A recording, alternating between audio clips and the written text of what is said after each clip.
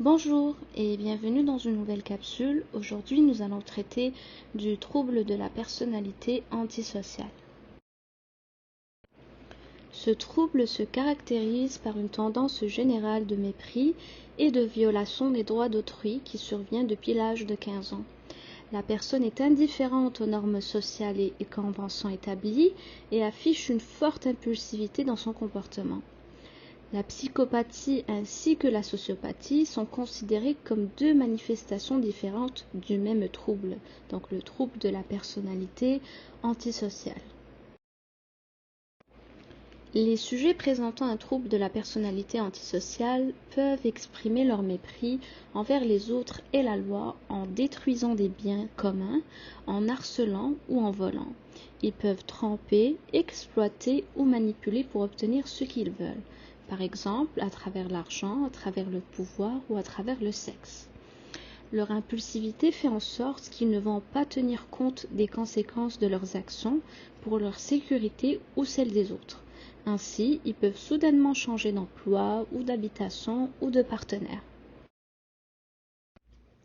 Pour des raisons d'éthique, le patient doit être âgé d'au moins 18 ans pour recevoir officiellement ce diagnostic, vu les lourdes implications que ce diagnostic va avoir sur plusieurs sphères de la vie de l'individu, et nous savons tous que les enfants ont des cerveaux très malléables.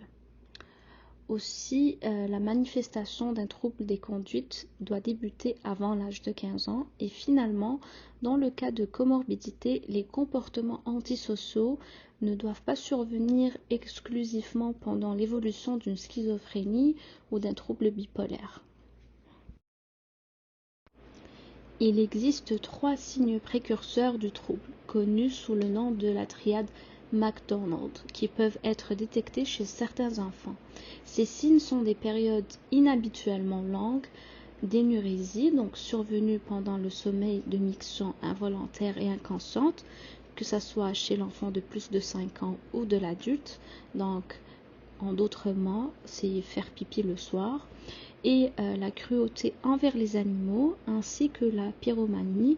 Donc c'est une impulsion caractérisée par une fascination extrême pour le feu donc chez l'individu. Ces signes sont souvent retrouvés dans le passé des adultes déjà diagnostiqués. Donc voici les critères diagnostiques selon le DSM-5. Donc, incapacité de se conformer aux normes sociales qui déterminent les comportements légaux, comme l'indique la répétition de comportements passibles d'arrestation, une tendance à tromper par profit ou par plaisir, indiquée par des mensonges répétés, l'utilisation de pseudonymes ou d'escroqueries, une impulsivité ou une incapacité à planifier à l'avance, irritabilité ou agressivité, indiquée par la répétition de bagarres ou d'agressions, mépris inconsidéré pour sa sécurité et celle des autres, et irresponsabilité persistante, indiquée par l'incapacité répétée d'assumer un emploi stable ou d'honorer des obligations financières, et finalement, l'absence de remords qui est indiquée par le fait d'être indifférent ou de se justifier après avoir blessé, maltraité ou volé une autre personne. Ce trouble va toucher les hommes plus que les femmes pour un ratio de 6:1.